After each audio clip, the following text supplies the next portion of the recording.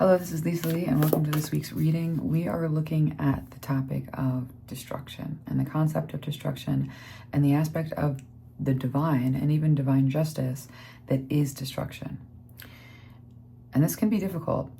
Whenever we are talking about spiritual belief systems or religions or gods, goddesses, higher powers of any kind, and we come in with some sort of narrative of that there's love, that you can trust, for that belief system to make sense, you almost have to put blinders up against the reality that destruction seems to be an all-powerful force that even with the presence of love doesn't often always hold a candle. Even with the presence of hope doesn't often end up being enough. When destruction comes in, it's not a respecter of things or persons.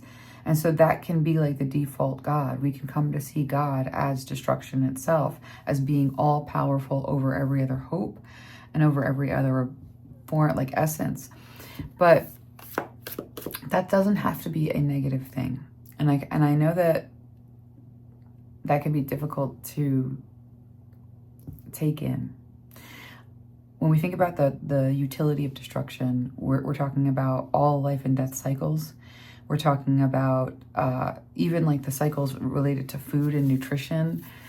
We're talking about things that needed to die, relationships that needed to die, jobs that needed to end, things that needed to be destroyed in order for you to be the person that you are today and to actually feel good about that or thankful about that. And there's a bypassing aspect that can come in, but I don't think that that's what we're talking about. I think we're looking right down the barrel of forms of destruction and saying, how is this an aspect of God? How is this an aspect of the whole? Why is this something that we're contending with? And so with that, let's go into this reading. I hope you're having a good week. Let's see what Spirit wants to bring through here around this topic. The shapeshifter, the animal. Let's get 2 more cards and then some clarifiers. There's a real utility to destruction. And there are whole groups and tribes that have worshipped the God of destruction because it brought new life. It's the same God that is the God of creation. The God of destruction and the God of creation occupy the same place because both are components of alchemy, of the change that brings in the new and disposes of what is no longer serving or is no longer useful in that way. But with the ocean here, that's kind of the big, broad picture, but there's also a smaller picture. So let me get some more cards. The part of ourselves that has to operate as the destructor or the destroyer sometimes, having to end a relationship that you don't want to be in, having to break a heart, having to quit a job. Like there's times when you can't take something and sustain its life, whether it's a relationship or even a person, like an abortion. There are times in our lives when we have to know that life can't be sustained and know what it means to work with the God of destruction to bring about the right alchemy of change and the right new beginning.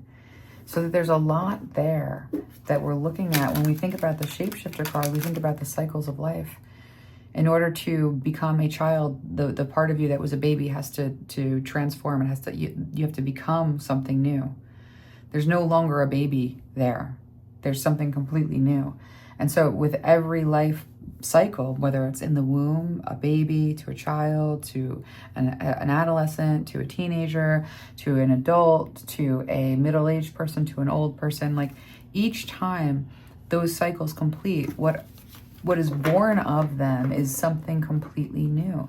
And so the shapeshifter is about not holding on to forms as being a very important part of, like, something has to be destroyed for something to be born. Something can no longer live and be there if something else is to be made of it or to be created of it. And we're not in control of that. We're in this place of the animal where we have a finite lifespan that is given to us. We don't control whether we're born a person or a wolf. We don't control whether we are born in a kennel or we're born in the wilderness. We don't control the opportunities that we have. So the gods, nature, even the aspects of nature that are within ourselves. We talk about the gods, we're talking about the aspects of nature that exist before you were born, exist after you were born, came from somewhere besides you and informs your experience, but is infinite. So all spiritual beliefs, all beliefs in gods is relating to something that is infinite as something that is finite with the animal.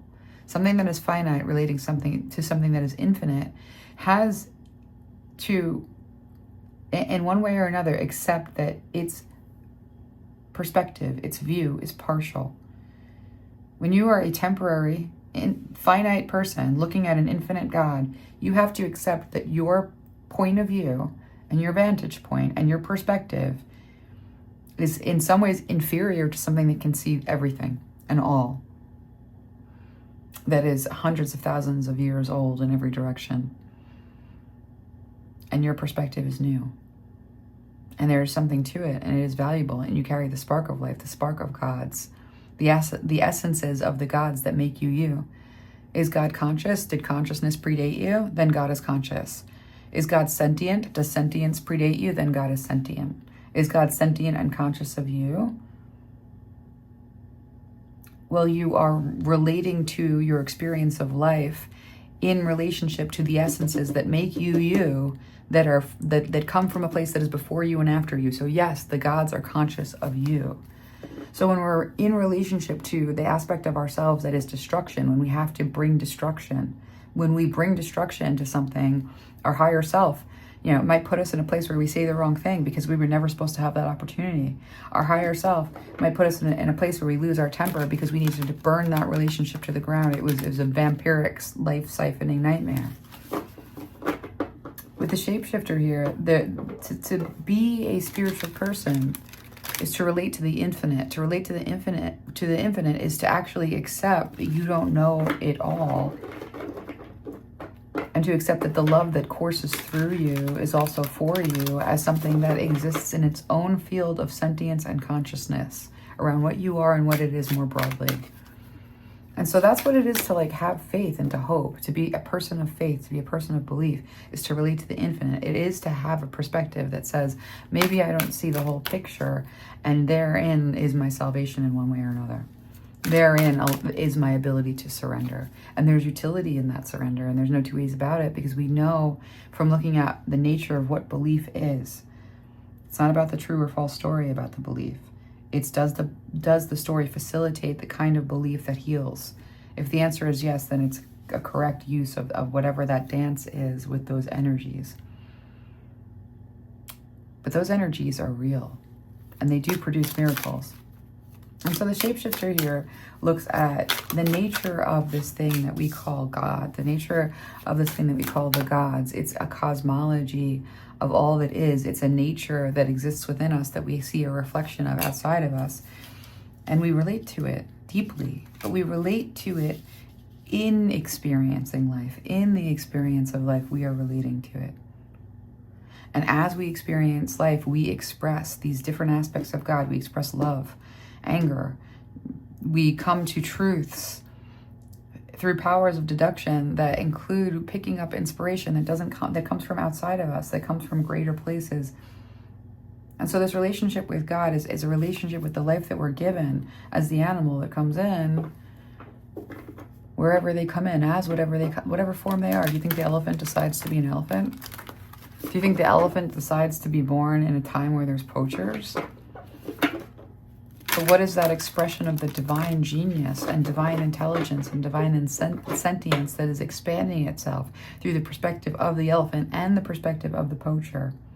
Through the perspective of the creation of this life and the perspective of the destruction and the destroyer within another aspect of the cosmology that we're all in. So we have to look at destruction and we have to kind of break it down, because from our animal point of view, we're really lacking. And when we don't accept that we have a relationship with destruction,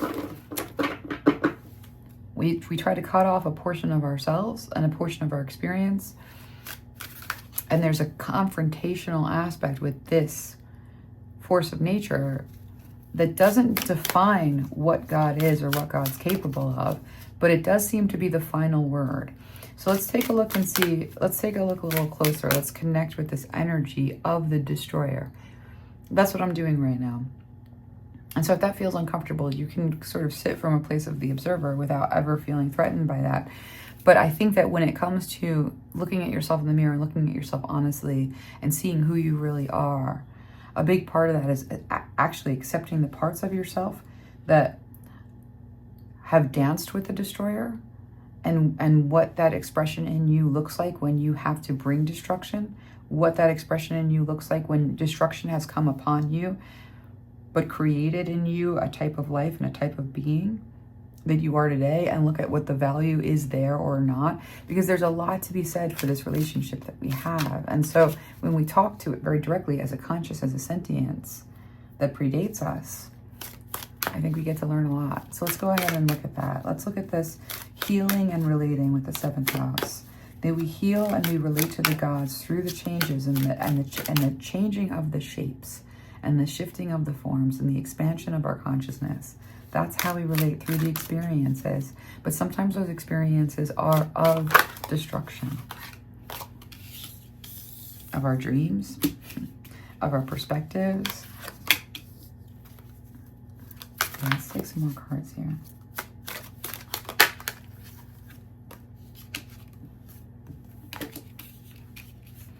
Sagittarius, Aquarius, and the 11th house under the heart. The idealist and the 3rd house of perception under the mountain.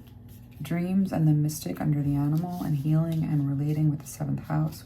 Chiron and the 7th house under shapeshifter. There's revolution in the way that you are perceived and your contribution. There's a challenge related to who you truly are and what you have to offer here with Capricorn.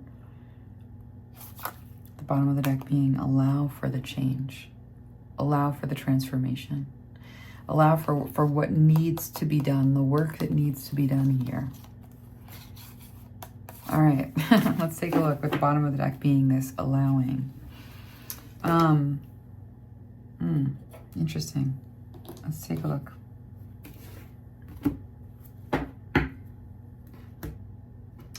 With shapeshifter being about the phases of life, shapeshifter is actually about a lot of different things. As a psychic, especially somebody who does readings, personal readings, and gets to see people at a close range, like very close, see their lives very clearly, very closely.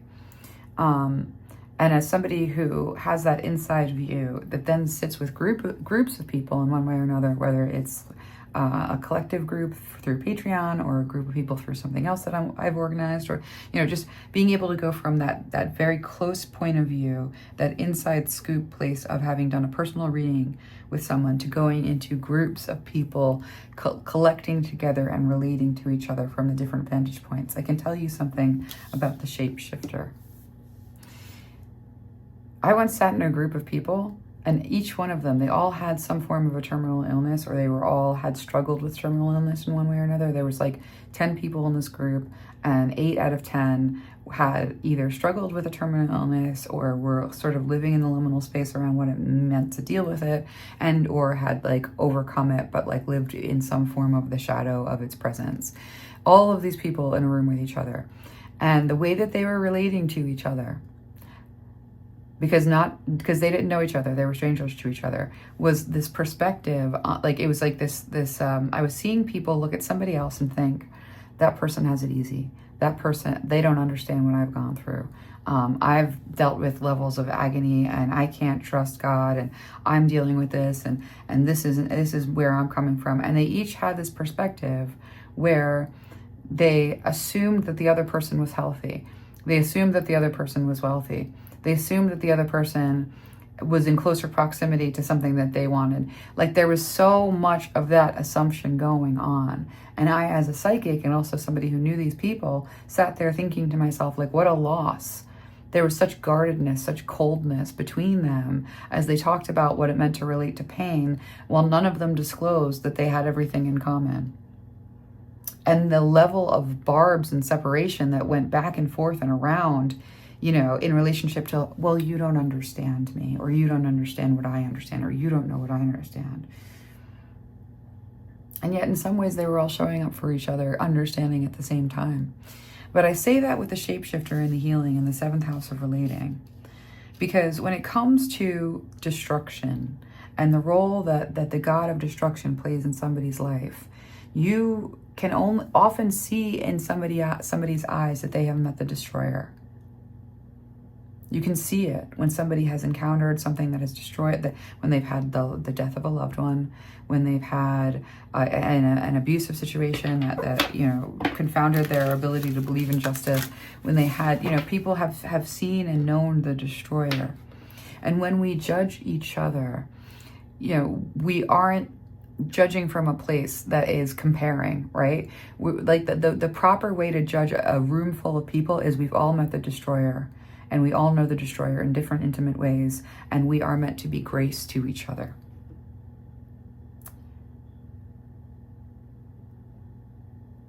That's the right way to encounter humanity, is to assume that the God that is the destroyer that you deal with has a place in everybody else's life.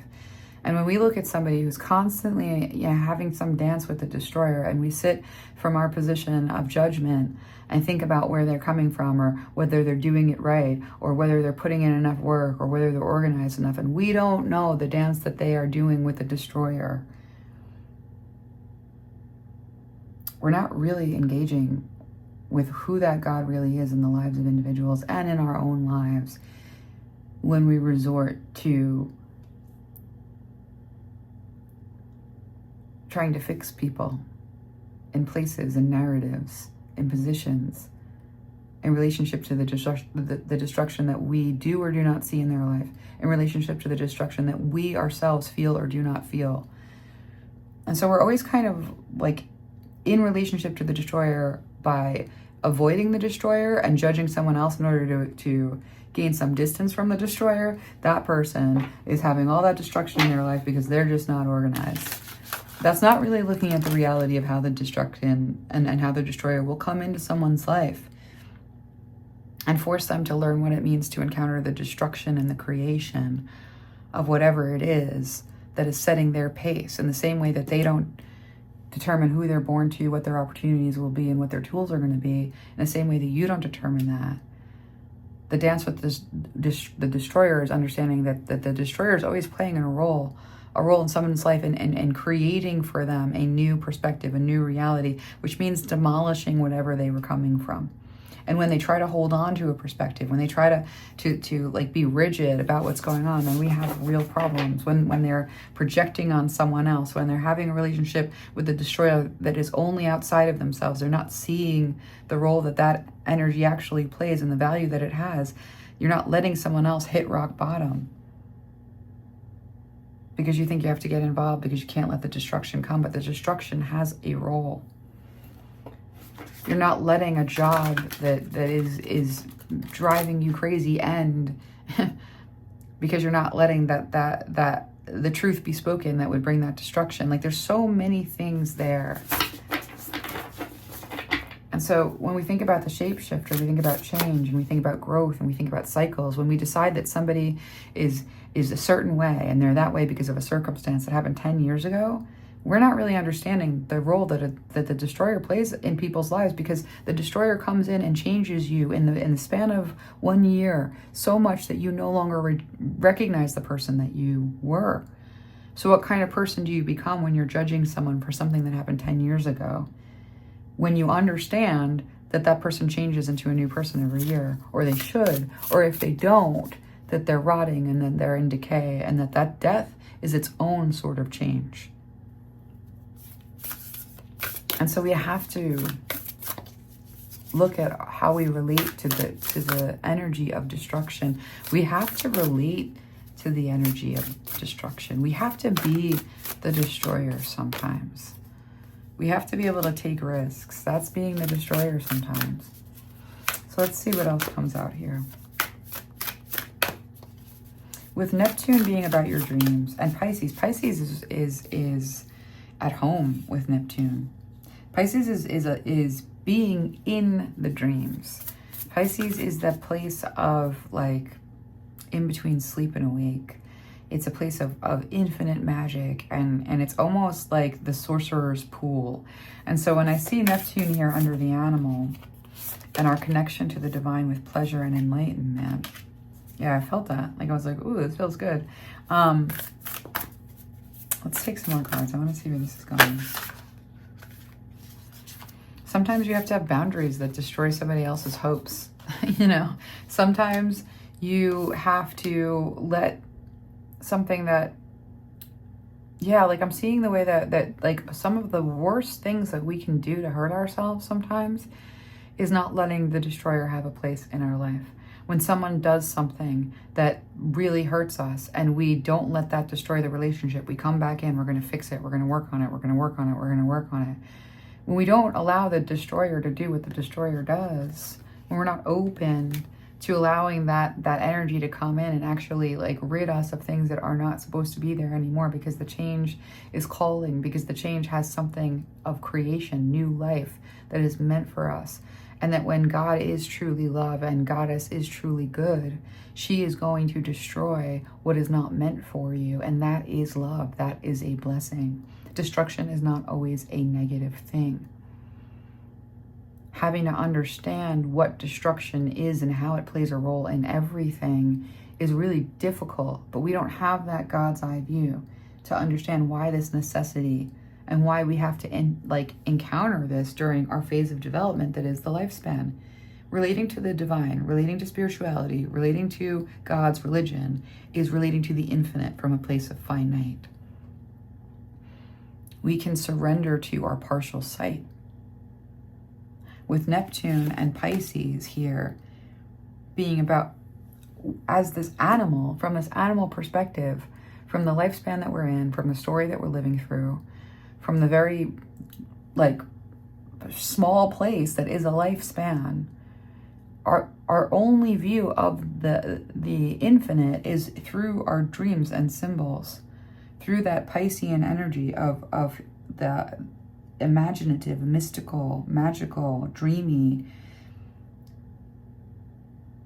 There's I was having a conversation with my sister about like maladaptions, from sort of like how you survive unspeakable things and the little like the adaptions that happen, and the adaptions that happen as a result of trauma. The adaptions that happen as a result of trauma, say like maladaptive daydreaming or like an incredible imagination. What a gift. Not everything is punishment. The destruction and the creation are always the things that come together. Always. Even in afterlife, the destruction of a life is the creation of the experience of the next leg of the journey. The destruction of being in the womb enters the experience of the lifespan. The destruction of the lifespan enters the experience of the afterlife journey. A relationship to the infinite takes that into account and says whatever it is that we are doing in this world, this encounter, this experience with life and death, with destruction and creation in cycles with the shapeshifter, relating to it and relating to all the forms of God and all the aspects of God and how we react to things, how we experience things, but also how we see them played out outside of ourselves in the world. That's part of what we're doing. To be able to surrender to the goodness of the whole is to know that love exists within you as this all-powerful force that is infinite, and that you return to it, and that it's always accompanying you while you're dealing with aspects of destruction and creation, but you're not exempt from experiencing aspects of destruction and creation, and that is not punishment.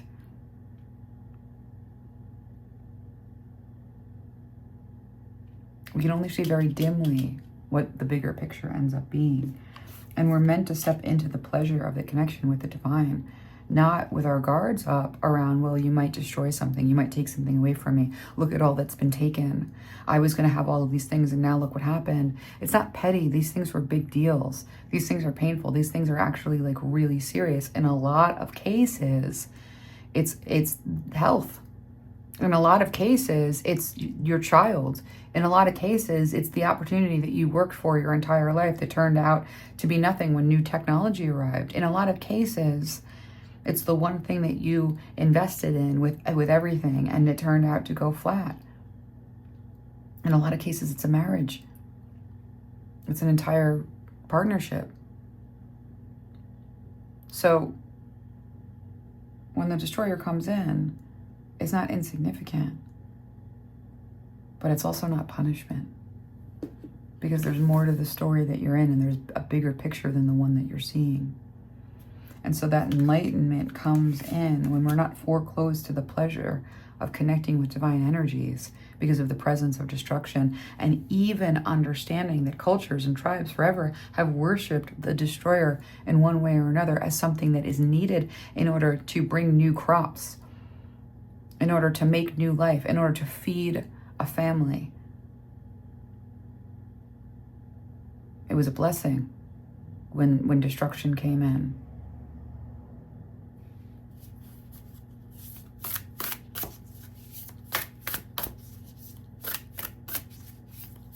And in your life, when destruction came in to take that toxic relationship away, no matter how hard you fought for it, your God loved you enough to make sure it didn't stay, to make sure it was destroyed.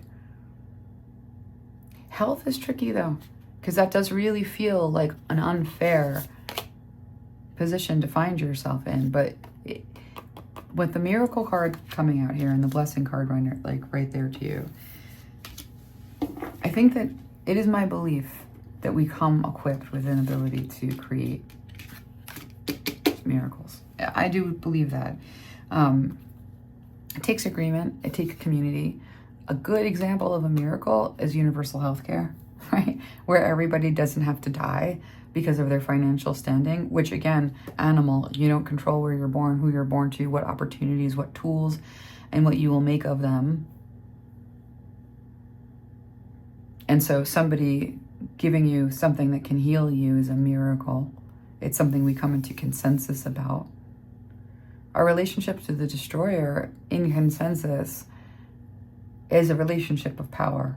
Our relationship to the destroyer without that consensus does end up being, like where we're more subject to the whims of nature.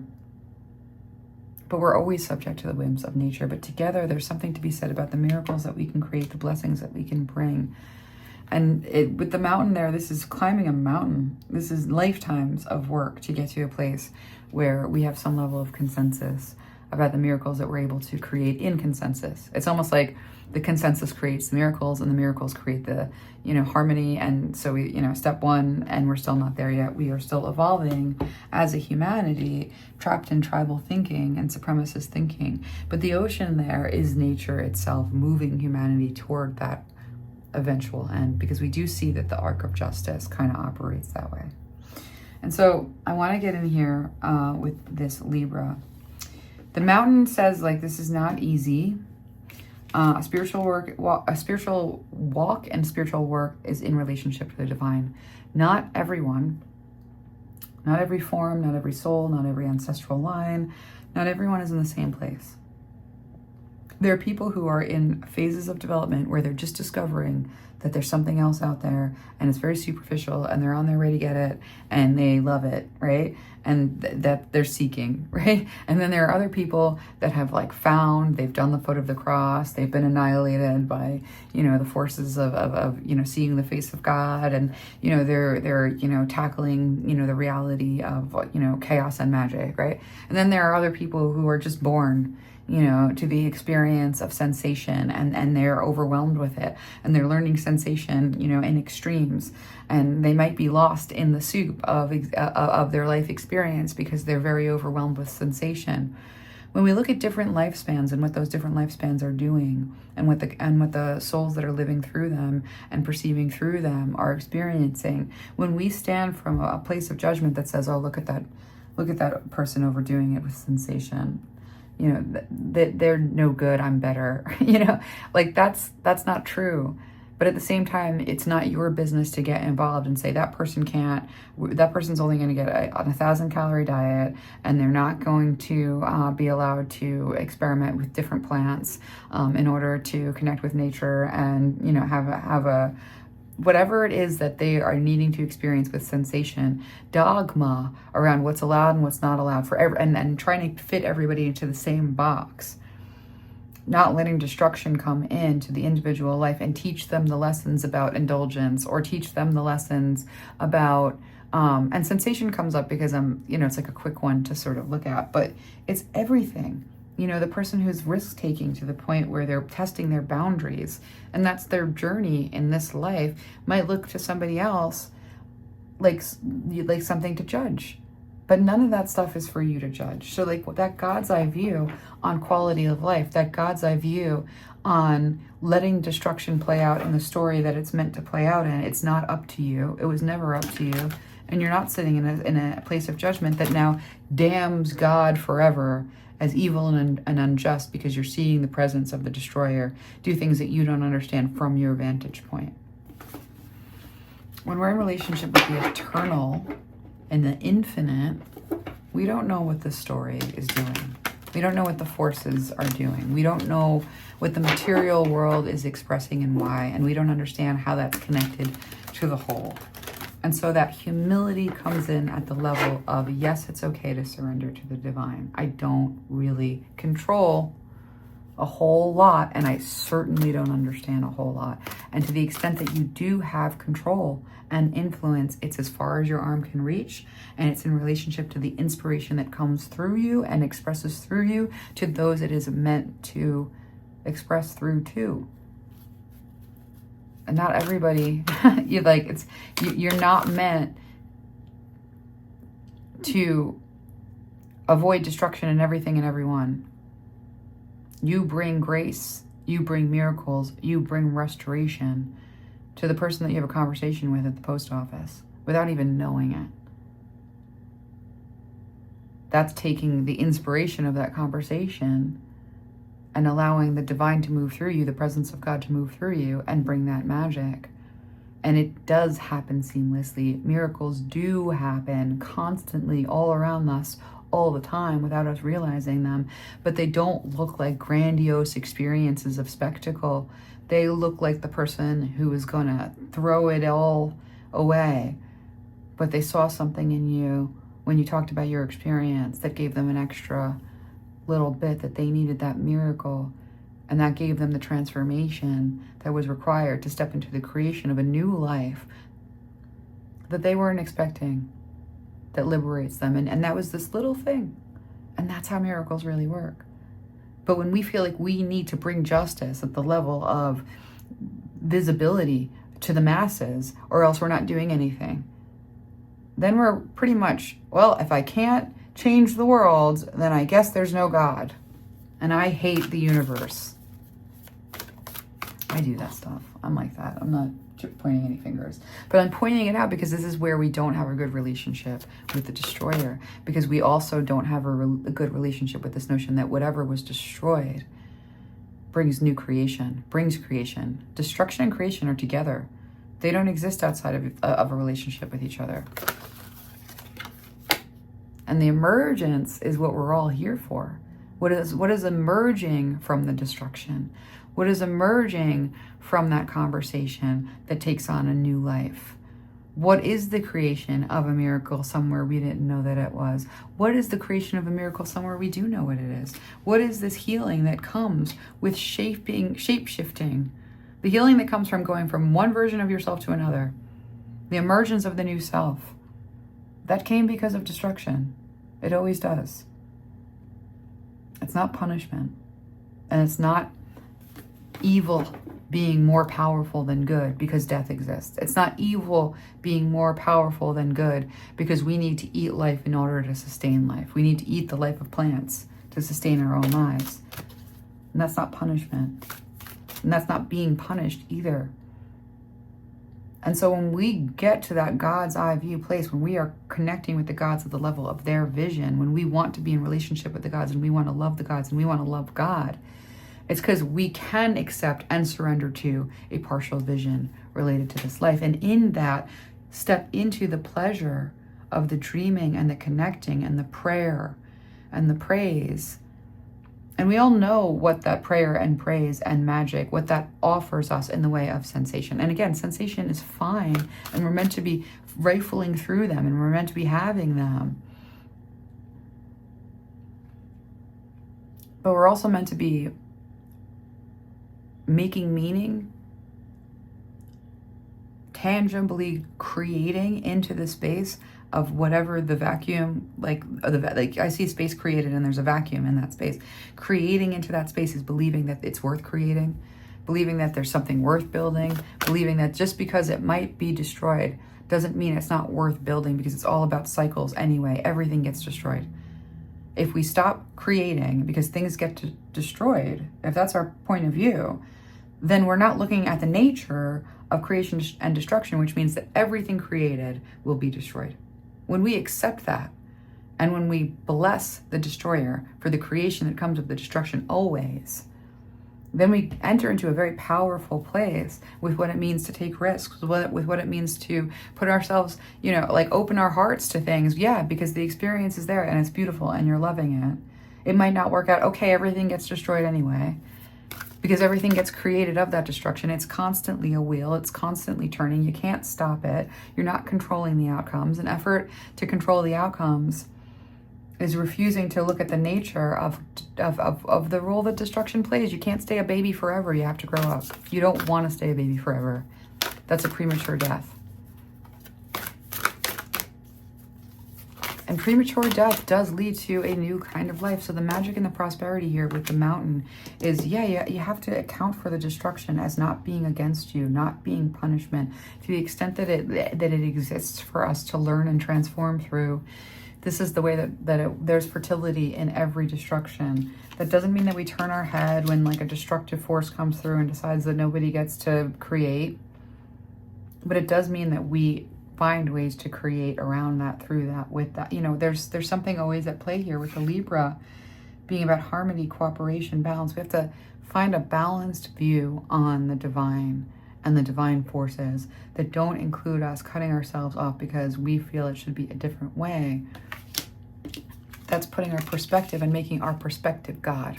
When we make our perspective God, we don't move that mountain. We get consumed by it. But when we allow our perspective to be something that is a blessing, and when we kind of work with that perspective, that magic, the magic says here, the frequency of magic supports our intrinsic ability to grow and expand beyond this moment, to move toward possibilities and expressions that are as grand and profound as we can imagine.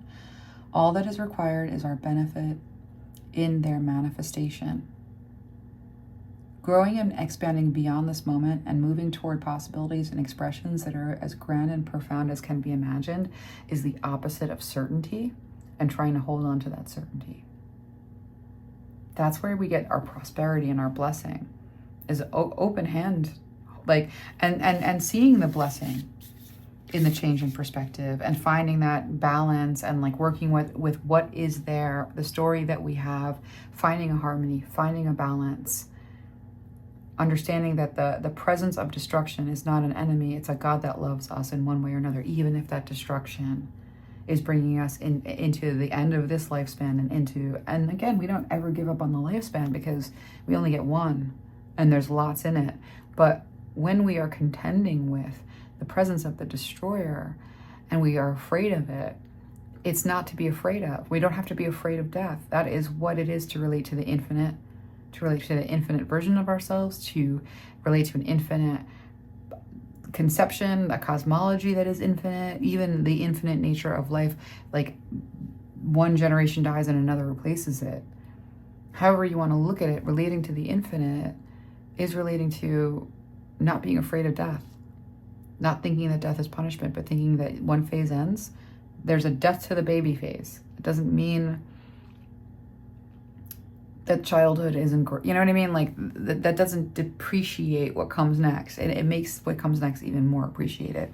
And so there's a fertility here. There's something being born as you sort of reckon with allowing yourself to not be in charge of everything, because you're not with that lifespan, allowing for that broader point of view, and also knowing that the consciousness that is your consciousness comes from a consciousness that predates you.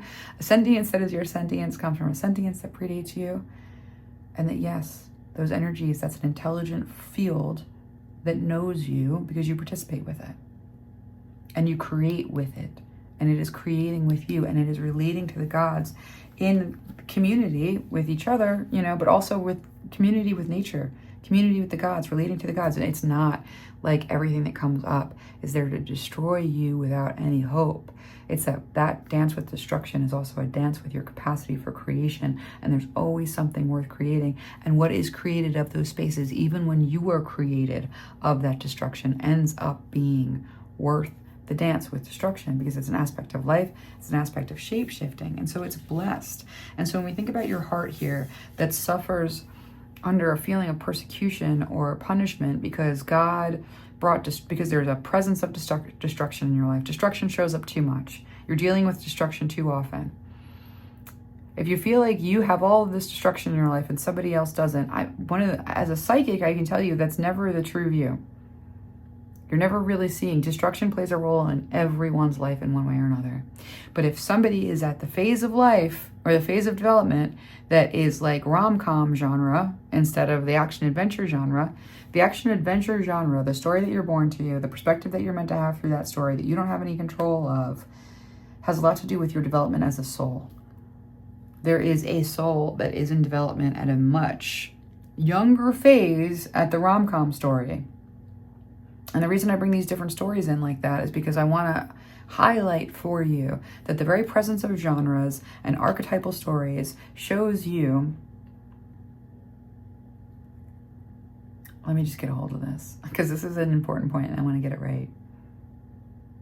And maybe I'm meant to kind of pull back a little bit. I might pull back a little bit. I'm going to listen to this energy.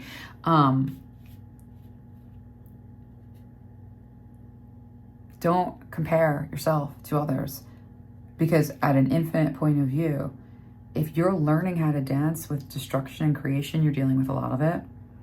And that's not that's not a failure in you. That's not an aspect of failure in you. That other people might view it that way because they're from like a different perspective and they think that their perspective is blessed because they did something or they are something. That's a supremacist. You know what I mean? And so again, like, don't compare yourself, and don't compare yourself to others that you're doing so well because of all the things that you do right, and that person's a mess because they just can't. You don't know that the role of destruction is playing in their life. Don't think that they aren't being given creation in ample amounts that you're not ready for because you're not experiencing that level of relating to destruction. When we take that point of view, and we should, because that's the real point of view. The supremacist says that you're doing this means that you get that, and that doesn't make any sense, right? Right? Because you don't control who you are, where you're born to, what opportunities you have, and what your dance for destruction and with destruction looks like.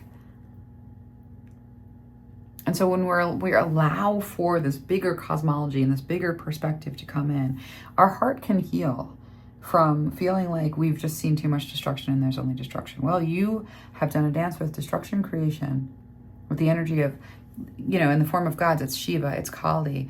And then and with religious syncretism, we can find them everywhere. Examples of these, because they're everywhere because the divine forces are within us and they're outside of us. And so if you are a creator, you are learning how to dance with destruction. If you want to be a creator, you are learning what it means to work with the creation and destruction processes. It's never just creation. It's always creation with points and goal posts and redirects around destruction every single time. And so that's like the blessing. That's the prosperity. That's what you're getting from this life. And when you're done with this life, guess what you get to do? You get to be friends with the great creator, the great destroyer, because you have developed a relationship with this transformation and this dance. Every single time you have gone into destruction and created something new about, you have gained mastery with this God and this God's energy. And when you are out of this lifespan, guess what? You're in good relationship. You are in a different place. You are in a different position with what you enter the next phase with. If you just sit around judging everyone and you don't engage with these energies because you did it once, and now you're not gonna engage with destruction. You're gonna see it everywhere else, and you're gonna find reasons why it's there, and it has to do with they're not as good as you, right? Or you're gonna engage with creation, but it's not creativity. Something's not coming through. I don't know what it is. Well, you're not allowing for destruction. So there's a lot to what I'm saying. And when it comes to your heart and healing your heart around feeling like things shouldn't have happened the way they did, or you shouldn't have had to do this, or it's not supposed to be like that, or they have this and you don't have that. Well, you're in the story that you're in with the gods that you're in, and that's the relationship that is for you and meant for you to grow through the animal. They emerge, you know, but there's pleasure in it, and there's enlightenment in it, and there's blessings in it, and there's magic and prosperity. It comes in at the level of perception with what you do with the paints that you have from the experiences that you have, what you paint on that canvas. And this is how you begin to really heal your heart and go from where you are with Sagittarius to where you want to be. You can't be where you want to be without accepting destruction, working with destruction, and having a relationship with destruction. If you try to keep it like it was, if you try to have it operate in a way that doesn't have to be built up again, like that's going to be trying to control outcomes, being a tyrant, blaming everyone else, projecting destruction outside of yourself and not having a place for it. And it really will clog up what it means for you to innovate. And especially at the level of community and the 11th house, where to go into nature is to deal with the human nature that is around you, these ever-changing forces, these shape shifts of people's ambitions and their ideas, and what it is to co-create. So there's a lot here, you know, with miracles and openness that isn't meant to shut you down, but with the allowing in the ocean. Allow the ocean to be the ocean. Become a sailor. What it is to develop the right kind of relationship with destruction is to learn how to sail.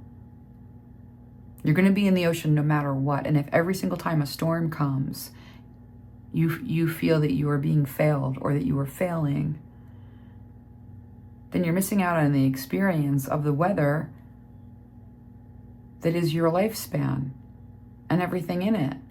And so instead of damning the storms as they come, learn how to become an expert sailor so that you are having a time of your life when that wind hits just right and you are surfing the waves as they break around you.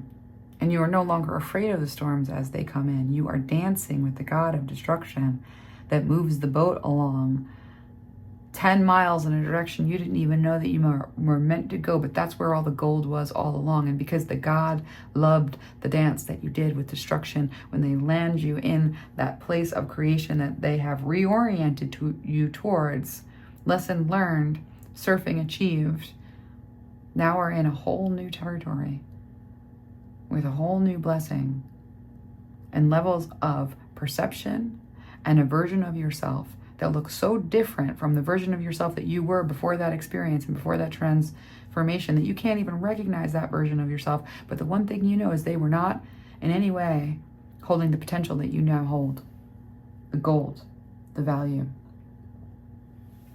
And so I think that's where we want to leave it today with this fertility card and what it is that you can create with the circumstances that you find yourself in, using your perspective and the balancing act of making meaning, allowing something to emerge from the place of belief and miracles and openness to a divine energy that, yes, brings destruction, but also brings creation.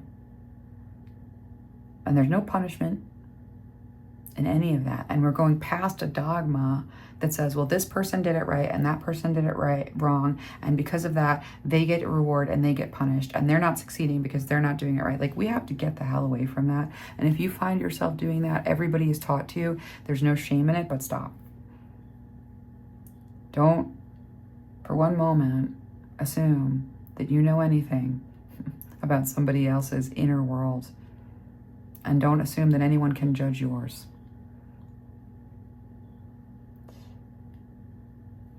Yeah, that's coming in strong for whatever reason. Okay, so I'm gonna leave it there. I hope that this was good. I'm looking forward to listening to it.